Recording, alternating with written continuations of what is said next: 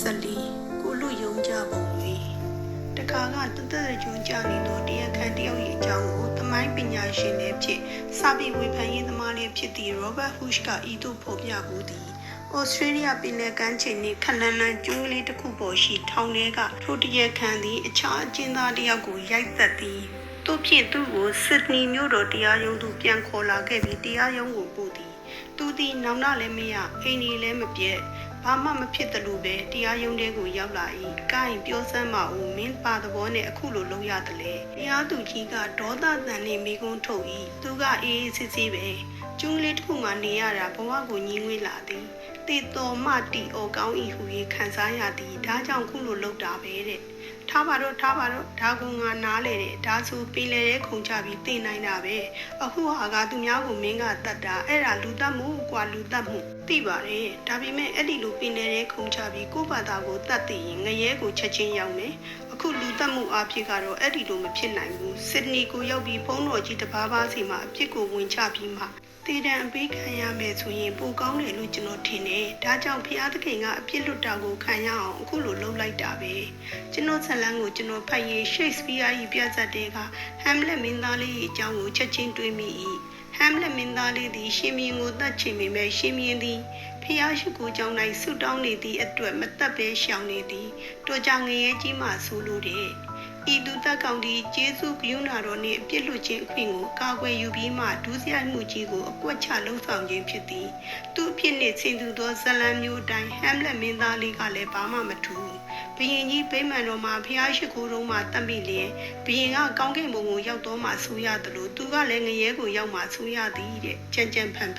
လူတွေဤခက်ပုံများကပြောမဆုံးမောင်တောသုံးအောင်ဆိုသလိုပဲဖြစ်နေလေရာစဉ်းစားစရာတွေအများကြီးရှိနေသည် W.H. Auden ၏ကဗျာတစ်ပုဒ်တွင်ဟေရုဘုရင်ကြီးသည်ဖျားသခင်၏ကျေးဇူးတော်ကိုဈေးတွက်၍ငါကဒုစရိုက်တွေကိုလုပ်ဖျားသခင်ကအကုန်လုံးကိုခွင်လို့ဟန်ကိုကြနေတာပဲဒီလောကကြီးကတည်ပြီးနှိပ်ပါလားဟု၍ကြွေးကြော်ခဲ့ပုံကိုတဲ့သွင်းဆက်ဆူထားသည်ကျွန်တော်ယခုအချိန်ထိရေးခဲ့သောအပိုင်းခြားများမှလည်းကျေးဇူးနှင့်ဂရုဏာတော်အကြောင်းကိုကျွန်တော်သည်အတော်တစ်ဖက်ဆောင်နေကြခဲ့သလိုများဖြစ်နေမလားဟုကျွန်တော်သုံးသပ်မိပါသည်ချစ်ချင်းတရားကိုတောင်းတသည့်ဖခင်ကြီး၏ဘဝအဖြစ်တန်တရားနှောင်ကြိုးကိုဖျက်တောက်ပြီးသောကျေးဇူးဂရုဏာတော်ခွင့်လွှတ်ခြင်းမေတ္တာသဘောစသည်ဖြင့်အကောင်းမြင်ရှုတော်များကနေပြီးခံစားနားလည်နိုင်အောင်ရေးသားခဲ့ပြီးဖြစ်လျာကျေးဇူးနှင့်ဂရုဏာတော်၏အနှစ်သာရများကိုလှပပတဆဆင်းပေးခြင်းအပြင်စပတ်ပြည့်တတ်သူစိတ်လှုပ်ရှားဖွယ်ဖြစ်လိမ့်မည်မှန်ပါ၏သို့တော်လည်းကျွန်တော်ဖို့မိမိနင်းခဲ့သောခရီးစဉ်သည်ကိုယ့်ဘာသာကိုမထိန်နိုင်တော့သောအပိုင်းခြားတစ်ခုသို့ရောက်နေပြီလားဟုသတိပေးရတော့မည်ဟုထင်မှတ်မိပါသည်ဘလို့ပဲဖြစ်ဖြစ်ဤဖော်ပြချက်တို့သည်ကျွန်တော်ဒီဟူသောလူတစ်ယောက်၏သဘောထားမဟုတ်ပဲမသိကြောင်းတို့ကိုဖော်ပြသည့်အတိုင်းသာလျှင်ဖြစ်ရာသစ္စာတရားကိုတမန်တရားအဖြစ်ခံယူသတိမှုစရာရှိတာတွေကိုတော့သတိမှုရမည်ဟုကျွန်တော်ခံယူမိပါသည်ဓမ္မဆရာကြီးမာတင်ရိုက်ဂျို၏အဆုံးအမအတိုင်းတင်ပြရသည်ရှိသောယုံကြည်ခြင်းအဖြစ်သာဖြောင့်မတ်ခြင်းသို့ရောက်သည့်ဆိုသည့်အချက်ကျေးဇူးနှင့်ဂရုဏာတော်ဖြင့်သာကယ်တင်ခြင်းသို့ရောက်ရသည်ဆိုသောအချက်ထိုအချက်တို့သည်အန္တရာယ်ရှိနိုင်ကြောင်းကိုသတိပြုရမည်ဓမ္မဆရာများအားလုံးသတိထားကြပါကယ်တင်ခြင်းကျေးဇူးတရားအကြောင်းကိုသင်တို့ကဟောကြားရင်းအထက်ပါသစ္စာတရားတို့ကိုဖော်ပြရမှာဘယ်သူကမှတန်တရားမရှိလက်မခံနိုင်တာမရှိဘူးဆိုလျှင်မိမိတို့၏ဟောပြောချက်များကိုအလေးနဲ့ပြန်လည်ဆင်ခြင်သုံးသပ်ဖို့လိုပါသည်ဘုရားသခင်ကိုစန့်ကျင်ဘက်ပြုသူတွေအပြစ်မှန်သာပြောခြင်းသူတွေခရစ်တော်၏ယံသူတွေကိုသင်တို့ဟောပြောနေပါသလားဆိုသောအချက်ကိုလည်းပြန်ပြီးစဉ်းစားဖို့လိုပြီ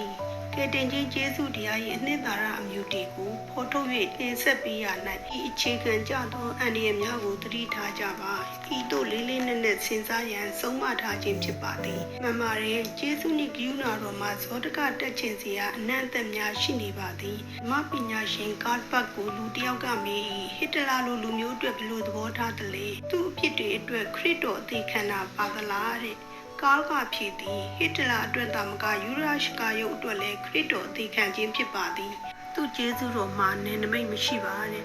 မဟောင်းကျမ်းနေတဲ့မှာမောရှိဒါဝိဒ်တို့သည်လူသက်ကောင်ကြီးဖြစ်သည်သို့သောဖျားသခင်သူတို့ကိုချစ်ခဲ့သည်ရှင်ပေါလုသည်အပြစ်မှလွတ်ခြင်းအကြောင်းကိုမလျှော့ရန်ဟောပြောခဲ့သည်တိမောသေဩဝါဒစာပထမဆုံးအခန်းကြီး1၌ဤသို့မြင်နိုင်ပါသည်ငါသည်ကဲ့ရဲ့သောသူညှင်းဆဲသောသူကြမ်းကြုတ်သောသူဖြစ်ဖူးတော်လဲသစ္စာရှိသောသူဟုထိုသခင်သည်မှတ်၍ဓမ္မဆရာအရာ၌ခံထားတော်မူ၏ ထို့သောပြုသောအခါယုံကြည်ခြင်းမရှိအမှန်မသိပဲပြုသောကြောင့်ဂရုဏာတော်ကိုငါခံရပြီငါတို့သခင်ဖျား၏ကျေးဇူးတော်သည်လည်းယေရှုခရစ်၌ယုံကြည်ခြင်းချစ်ခြင်းနှင့်တကွအတိုင်းအတာအလွန်ကြွယ်ဝပြီးယေရှုခရစ်သည်အပြစ်ရှိသောသူတို့ကိုကယ်တင်ခြင်းဟာဤလောကသို့ကြွလာတော်မူသည်ဟူသောစကားသည်သစ္စာစကားဖြစ်၏အကျွင်းမဲ့ခံယူတတ်သောစကားလည်းဖြစ်၏အပြစ်ရှိသောသူတို့တွင်ငါသည်အကြီးဆုံးဖြစ်၏ဟူ၍ဖြစ်လေသည် PFI ကိုနိုင်ငံတကာအကျဉ်းထောင်များ၌မှုတော်ဆောင်နေသောအဖွဲ့မှဆီယာရိုနီကန်ဆိုသူကကမ္ဘာအရရမှအကျဉ်းထောင်များတွင်သူဆန်ထား၍ဟောပြောလေးရှိသောစကားစုများကိုမှတ်တမ်းပြုထားရာကောင်းကင်ဘုံကိုဘသူရောက်မလဲဆိုတာတို့တွေမသိကြပါဘူးယေရှုကတော့များစွာသောသူသားတွေဟာအံ့ဩခြင်းကြီးစွာခံစားရမယ်လို့ဆိုထားပါတယ်။တစ်ချိန်တည်းမှာငါ့ကိုသခင်လို့ခေါ်တဲ့လူတိုင်းကလည်းကောင်းကင်နိုင်ငံတော်ကိုမရောက်ပါဘူးလို့ပြောထားပါတယ်။တစ်ချိန်တည်းမှာပဲလူသားကောင်းတဲ့နေ့တကွာသခိုးသမားတို့ကလည်းကောင်းကင်နိုင်ငံတော်ကိုဝင်နိုင်ကြောင်းကိုလည်းကျမ်းစာကဖော်ပြနေပြန်ပါတယ်။သခင်ခရစ်တော်ကိုရောတိုင်းကကားတိုင်ပေါ်ကသခိုးတယောက်ကိုကယ်တင်ခဲ့တာကိုရှင်ပေါလုကိုယ်တိုင်ကလည်းလူသားမှုကြီးတစ်ခုနဲ့ပတ်သက်နေခဲ့တာကိုကျွန်တော်တို့တွေတွေ့ရှိနိုင်ပါတယ်။ဤသို့သူကပြောလေးရှိကြောင်းကိုကျွန်တော်တို့ကတွေ့ရှိရသည်တစ်ချိန်ကအံ့ဩဖွယ်သောကျေးဇူးတော် Amazing Grace သချင်းကိုအမိပြုသောရုပ်ရှင်ဇာတ်လမ်းတစ်ခုကိုဒါရိုက်တာ Bill Morris ကထောင်တစ်ခုထဲမှာတွားရောက်ရိုက်ကူးခဲ့သည်ထိုသချင်းကိုဦးဆောင်ဆိုသူ John Cash ကဒီသချင်းကိုခင်ဗျားတို့ဘယ်လိုခံစားရသလဲဗျာဟုထောင်သားများကိုမေးတော့အခါလူသားမှုနှင့်ညှိနေ၍နှစ်ရှည်ထောင်ကြလျက်ရှိသူတယောက်ကဤသို့ဖြေသည်ဆို၏ကျွန်တော်ဟာအသင်းတော်တစ်ခုမှလူကြီးလုပ်ခဲ့ပါတယ်ဒါပေမဲ့ဒီထောင်ထဲကိုရောက်လာတော့မှပဲကျေးဇူးတော်အကြောင်းကိုတည်တည်ချာချာနားလည်လာရပါတယ်ခင်ဗျာဟူ၏ကျေးဇူးတော်ကိုအလွှဲသုံးစားမှုတစ်ခုအကြောင်းကိုဒန်နီအမည်ရှိလူတစ်ယောက်၏အကြောင်းနဲ့ရှင်၍လေ့လာစီစဉ်ပါတယ်ကျွန်တော်မိန်းမကို15နှစ်ပေါင်းခဲ့တာအခုသိစိတ်ကုန်နေပြီဗျအသစ်ကလေးတစ်ယောက်နဲ့ကျွန်တော်လက်ထပ်ဖို့စိတ်ကူးနေတယ်ဒန်နီကျွန်တော်ဟာဤသို့ဆို၍ငယ်ငယ်ချောချောသူ့ဖို့အားစီးပမာဖြစ်သည့်မိန်းကလေးတစ်ယောက်ကိုသူကတန်းတန်းဆွမ်းနေကြောင်းကိုပြောပြလေသည်အတော်ကြီးကိုစိတ်ညစ်စရာကောင်းသည်နောက်ဆက်တွဲတုံ့ပြန်သည့်သူနေကွန်းကတော့ခမားကကျန်းစာသမားဆိုပဲကျွန်တော်ကအဲ့ဒီကိစ္စအတွက်မေးချင်တယ်ဖျားသခင်ကအဲ့ဒီကိစ္စအတွက်ကျွန်တော်ကိုခွင့်လွှတ်ပါမလားဟူ၏မနက်စာစပွဲဝိုင်းပေါ်မှာချထားသောကော်ဖီကြီးကိုတစ်ခွက်ပြီးတစ်ခွက်တောက်ရင်းကျွန်တော်အဖြေပေးဖို့ရန်အတော်ကြိုးစားနေရသည်ကျွန်တော်အုံနောက်ကကျေးဇူးတော်ဤတံပြန်တက်ရောက်မှုအကြောင်းကိုစဉ်းစားမိသလိုဒန်နီအနီးနားမှာပင်ရှိသည့်ခွင့်လွှတ်ခြင်းမေတ္တာတော်အကြောင်းကိုလည်းချိန်ဆက်နေမိသည်ဤခန်းအစမှာအင်္ဂလိပ်လိုဖော်ပြခဲ့သောRobert Hush ၏ဩစတြီးယားမှလူသက်ကောင်သည်ခွင့်လွှတ်ခြင်းမေတ္တာကိုကြိုတင်သိထား၍လူသက်သည့်အကြောင်းကိုလည်းတွေးမိသည်ဗိမာန်တော်မှဆုတောင်းနေသောဘုရင်ကြီးကိုတက်လိုက်လျင်ဘုရင်ကြီးသည်ငရဲကိုမရောက်ဘဲကောင်းကင်ဘုံကိုရောက်မည်မိမိကလည်းကောင်းကင်ဘုံကိုမရောက်ဘဲငရဲကိုရောက်မည်ဒါတွေကိုသိ၍ဟမ်လက်မင်းသားသည်ဆုတောင်းပြီးချိန်ကိုဆောင်၍လူသက်မှုကိုကျူးလွန်ရန်ကြံစီကြောင်းကိုလည်းတွေးတောမိလေသည်ခဏကြာတော့ကျွန်တော်ဆက်ဖြည်းဖြည်းနဲ့သူ့ကိုဖြေပေးသည်ဖျားတကယ်ခွင့်လွှတ်တော်မူရဲ့ဆိုတာတကယ်ပါခမည်းလက်ခရိယန်တယောက်ပဲလူသက်သမားတွေကာမဂုဏ်သမားတွေကိုဘုရားသခင်ကခွင့်လွှတ်ခဲ့တယ်အတုံးလဲချခဲ့ပါတယ်ဇေယျကျမ်းနဲ့ပေတရုတို့ပေါလုတို့တွေကလည်းအသင်းတော်ရဲ့ဖခင်ကြီးတွေဖြစ်စေခဲ့တယ်လေခွင့်လွှတ်တယ်မလွှတ်ဘူးဆိုတာကလည်းတကယ်တော့ဘုရားသခင်ဘက်မှာဘာမှပြဿနာဖြစ်စေရမလို့ပဲကျွန်တော်တို့ဘက်မှာသာဖြစ်နေတာပဲသူမျက်တောင်မခတ်တန်းကျွန်တော်ကိုကြည့်နေသည်သူ့ဖို့ကျွန်တော်စကား၏အဓိပ္ပာယ်တွေကိုရှင်းသည်မရှင်းသည်ကိုကျွန်တော်မသိပါကျွန်တော်ကဆက်၍အပြစ်တရားဟာကျွန်တော်တို့နဲ့ဘုရားသခင်နဲ့ဝေးကွာစေနိုင်တယ်ဆိုတာကိုခင်ဗျားသိပါတယ်အဲ့ဒီလိုဖြစ်လာအောင်လဲတော်လန်ပုန်ကန်မှုတွေကိုကျွန်တော်တို့လူသားတွေကပုံစံမျိုးမျိုးနဲ့လုပ်တတ်ကြတယ်အေးလုပ်ပြီးရဲ့နောက်မှာတော့သူ့စီကိုပြန်လာနိုင်မလားပြန်မလာနိုင်ဘူးလားဆိုတာကိုကျွန်တော်တို့ကိုယ်တိုင်ကအာမမခံနိုင်ပါဘူးဒီလိုအာမခံချက်ကြီးနဲ့တမင်လုပ်တယ်ဆိုရင်လည်းဒါဟာတကယ်ကိုမတော်လျော်နိုင်တယ်လို့ဆိုရမှာပါပဲကျွန်တော်ကိုခမည်းတော်ကအခုချိန်မှာခွင့်လွှတ်ခြင်းမေတ္တာတော်အကြောင်းကိုမေးတယ်ကျွန်တော်တို့ပြောနေကြတယ်ဒါပေမဲ့ဒီခွင့်လွှတ်ခြင်းမေတ္တာကိုခမည်းဟာလောလောဆယ်မတောင့်တအခုလိုချင်နေတာမဟုတ်ပဲနောက်ပိုင်းကျမှနောင်တကိုတမင်မွေးယူပြီးမှတောင်းယူခြင်းလေဆိုတဲ့သဘောမျိုးအတော်ရှင်းသောသလားတော့မဆိုနိုင်သူကခေါင်းကိုညှိပြလေသည်စိတ်ဩဂတ်စတင်ကဆိုဘူးပါသည်ဖျားသခင်သည်ကျေးဇူးတော်လက်ဆောင်ကိုလက်ပြန့်ထားသူကိုသာပေးသည်အခြားအထုပ်ပိုးတွေကိုကင်ထားပြီးတော့လက်မပြတ်နိုင်သောသူကိုမပေးနိုင်ပါဘူးတနည်းအားဖြင့်ကျေးဇူးတော်ဂရုဏာသည်လက်ခံတတ်ဖို့လိုအပ်ပါသည် C.S. Lewis ၏ဖွင့်ဆိုချက်အရကျေးဇူးဂရုဏာတော်ကိုအလွဲသုံးစားမှုများသည်ခွင့်လွှတ်ခြင်းမေတ္တာတော်ကိုသိချနာမလဲပိယလက်ကံဥပခါပြုခြင်းနှင့်ရောပြုံးခံနေမိခြင်းကြောင့်ဖြစ်ပွားလာရသည်ဟုဆိုလေသည် မှန်ပါသည်အပြစ်လွတ်ခြင်းကိုအပြစ်ဆုံးဖြတ်ခြင်းနဲ့ရွေးယူရပါလိမ့်မည်ဒန်နီကျွန်တော်နဲ့အချိန်ချင်းဆက်လက်ဆွေးနွေးပြီးမကြခင်မှာပင်သူမိသားစုကိုဆုံး၍နောက်မိမယူသွားခဲ့လေသည်သူ့မှာနောင်နာရရေးကိုကျွန်တော်ရင်တဖို့ဖို့အကဲခတ်၍နေမိပါသည်လောလောဆယ်မှာတော့စိတ်ဆင်းရဲခဲ့ရသည့်တံမှလွတ်မြောက်ပြီဟုလက်ကလေးထောင်နေစေတားမြစ်မိသောမိတ်ဆွေတင်ကားတွေကိုမကောင်းပြော၍ရှောင်နေစေသူကိုမြောက်ပင်သူများနှင့်ပေါင်းသိမည်ဖျားသခင်ကိုမေးရနေစေပါတခါကျွန်တော်နဲ့လမ်းမှာတွေ့တော့သူ့ဘာသာသူဝန်ခံပြီးလောလောဆယ်မင်းပြောတာတွေတခုမှကိုမစင်းစားနိုင်ဘူးဖိလစ်ဖျားသခင်ကိုလည်းခဏဘေးမှာချိတ်ထားတယ်နောက်ပိုင်းကျရင်တော့တခုခုဖြစ်လာမှာပေါ့ကွာတဲ့အမှားများကိုကျူးလွန်ခြင်းသည်အမှန်ပဲဆိုသောအမှုဖြစ်ပါသည်သို့သောပူရစ်ဆိုသောအမှုမှာထိုအမှားများနှင့်ကို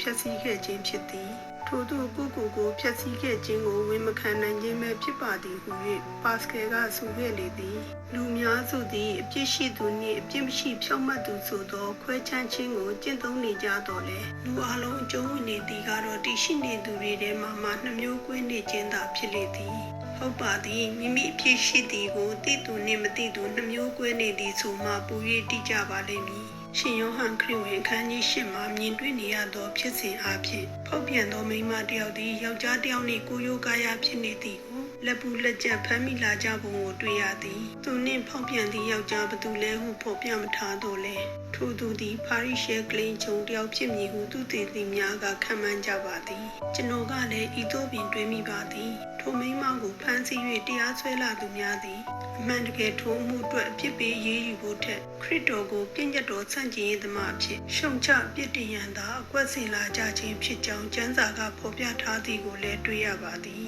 မောရှေ၏ပြည့်ညတ်တော်များအရထိုမိန်းမကိုသူမကျူးလွန်သောအပြစ်တွေခဲနှင့်ပေါက်တတ်ရမည့်အခြေအနေမှာခရစ်တော်သည်ထိုပြည့်ညတ်တော်အတိုင်းထောက်ခံတော်မူလားတို့ဒီမဟုတ်ထိုခေတ်ကယောမအာနာရှင်များ၏ဥပဒေအရဂျူးများအားလူသတ်မှုမဆင်ရဟုတားမြစ်ထားသည်ကိုခရစ်တော်ကထောက်ခံပြီးထိုမိန်းမ၏အမှုတွင်ယောမတွေဘက်ကယက်တီမှလားဒါကိုသူတို့ကအဓိကထားခဲ့ကြခြင်းဖြစ်ပါသည်ဤနည်းအားဖြင့်ခရစ်တော်ကိုကိုရောကိုပါရီရှဲနှင့်လူသူပြေးတတ်သူရှိမှမှာဥပဒေကြောင့်အရာဒုက္ခမရောက်ရအောင်သိက္ခာမကြကြအောင်ဂျူးသစ္စာပေါပြည့်ညတ်တော်စံကြေးသမားဟုသောအပြစ်သူမရောက်ရအောင်ဆွဲချဖို့ဝိုင်းဝန်းကြံစည်ခဲ့ကြခြင်းသာဖြစ်ပေသည်ထိုချိန်တွင်ခရစ်တော်ကခေါင်းကြီးငုံလျက်မြေပေါ်တွင်စာများကိုရေးချပြီးမြေကြီးပြင်ပေါ်မှသူသုံးချခဲ့သောထိုစလုံးများသည်မကြခင်လူတွေ၏ခြေရောမိုးရောလေတိုက်ခြင်းတို့အဖြစ်ကွယ်ပြောက်တော်ရမည်သာဖြစ်လေသည်အလွန်လေးနက်သောအဓိပ္ပာယ်ကိုဆောင်သောထိုကဲ့သို့စီရင်ဆောင်ရွက်ချက်သည်ပင်လင်တမင်ပြုတော်မူသောအမှုတော်ဟုကျွန်တော်တို့ခံယူနိုင်ပါသည်သူပါရီရေးခဲ့သည်ကိုချမ်းစာမှလည်းမတွေ့ရရုပ်ရှင်ဒါရိုက်တာကြီးစီဆယ်ဘီတမဲလ်ယေရှုသတော်စင်ရုပ်ရှင်အရယေရှုရေးသားသောစာများသည်လိင်မှုကျူးလွန်ခြင်းဒုသမှုမာမာနလောကရမတရားတမန်မှုဟူသောအချက်တွေကိုရေးချခြင်းဖြစ်သည်ဟုယုတ်တိဗေဒနီးကြကြဖော်ပြထားပါသည်ယေရှုသည်ထိုစလုံးများကိုတလုံးချင်းဖြည်းညှဲစွာရေးသားနေခဲ့သည်အပြစ်ရှာသူပြည့်တတ်တို့ကိုစဉ်းစားရန်ခွင့်ပေးသည်အုံနောက်လုပ်ပေးသည်တနည်းအားဖြင့်ပြည့်တတ်ထဲမှအပြစ်ရှိနေသောထိုမိန်းမနှင့်ကို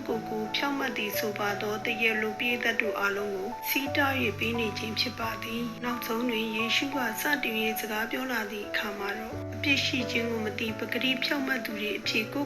ခံယူထားကြသောသူများ၏အမှားကိုပေါ်ထုတ်ပေးလိုက်သလိုရှိနေလေတော့သည်ခေါင်းကိုငုံ၍နေရာမှာထိုသူတို့ထံသို့ယေရှုကမောကြည့်ရင်တင်တို့တွင်အပြစ်ကင်းသောသူသည်ရှေ့ဦးစွာကြောက်ခဲနှင့်ဖြစ်စေဤသို့သခင်အမိန့်တော်ချမှတ်ပေးခဲ့သည်တပန်းခေါင်းကိုငုံ၍စောကအတိုင်းမြေပေါ်မှစာများကိုထပ်၍ဖြည်းလေးစွာရေးနေရင်ထိုလူသားတို့အတွက်ကြိုးစားဆုံးဖြတ်ရန်အချိန်ကိုထပ်မံပေးလေသည်ထိုအချိန်မှာတော့လူများ၏ဖြစ်ကိုစီရင်ပါမည်ဟုဆိုသောလူဖြောင့်မတ်ကြီးများကအားလုံးသည်အမိကုပ်၍တယောက်မကျန်ထွက်ခွာ၍သွားကြရလေတော့သည်နောက်ဆုံးတွင်ကိုရောတယောက်တည်းနှင့်အတူအသေးခံထိုက်အောင်အပြစ်ကျူးလွန်မိသောမိန်းမတယောက်ဒီသာကြံရစ်ခဲ့မှကိုရောသည်တဖန်မောကြည့်ပြီးနောက်ဤသို့မေးပြန်သည်အချင်းမိန်းမအပြစ်တင်သူတွေဘယ်ရောက်ကုန်ပြီလဲသင်အမှုကိုဘယ်သူမှမစီရင်ကြတော့ဘူးလားဘယ်သူမှမစီရင်ကြတော့ပါသခင်ထို့ပြည့်ရှိသူမိန်းမသည်အသက်ခံရန်အခြေအနေမှအကျွမ်းမဲ့လွတ်မြောက်တော်ပြီဖြစ်လေသည်ယေရှု၏အဆုံးသတ်စကားကတော့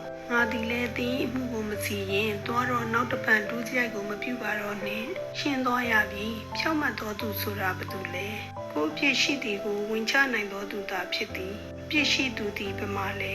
ကိုအပြစ်ရှိကြောင်းဝင်မချနိုင်သောသူသားဖြစ်သည်စိန့်ဩဂတ်စတင်၏အဆိုအတိုင်းပြန်နေ၍သုံးသပ်ရမည်ဆိုလျှင်ကိုအပြစ်ကိုကိုယ်တိုင်ဟန်ဆောင်ဖုံးကွယ်ခြင်းတည်းဟုသောဝန်ထုတ်ဝန်ပိုးတို့ကိုခွာချပြီးနောက်ပြစ်လွတ်ခြင်းမြတ်တာကိုလက်ဖြန့်ခံယူဖို့ရန်အတွက်ပါရီရှင်များသာမဟုတ်ကျမတို့၏အပြစ်သားများအားလုံးဘက်မှလည်းတာဝန်ရှိနေပြီဖြစ်ပါသည်ဒေါက်တာတိုနီယာ၏စိတ်ဓာတ်ဗေဒအယူအဆသစ်တစ်ခု၌ဖျားသခင်သည်အပြစ်နှင့်ရှင်သောအပြစ်ကိုခွင့်လွှတ်သည်အပြစ်ကိုဖုံးကွယ်ထားသောအသေးစိတ်ကိုလည်းဖော်ထုတ်လေသည်ဟု၍ဆိုထားပါသည်ကျွန်တော်ဝန်ခံလိုပါသည်ကျွန်တော်ကိုယ်တိုင်သည်အကြောင်းမျိုးမျိုးကိုပြ၍ပွင့်လင်းစွာဝန်ချခြင်းထက်ဟန်ဆောင်ဖုံးကွယ်မှုတွေများသောသူတစ်ယောက်ဖြစ်နေပါသည်သဘောတရားအရကျွန်တော်သည်သူများ၏အပြစ်ကိုသာပို၍မြင်တတ်တော်သူရှင်ယောဟန်ခရစ်ဝင်အခန်းကြီး၈ထဲကအများစုထဲကလူတစ်ယောက်ဖြစ်နေသည်ဟု၍ယင်းနှင့်ဒီစွာတင်ပြလိုက်ပါသည်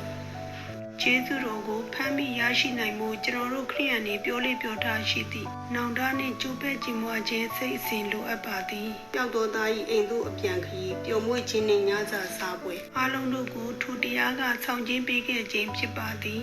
တမန်ကျမ်းစာမှာတွေးပြတ်ဖွယ်အပြစ်တရားအကြောင်းဖော်ပြချက်တို့သည်ဝိညာဉ်အလင်းနှင့်ဆန်းစစ်ကြည့်ပါက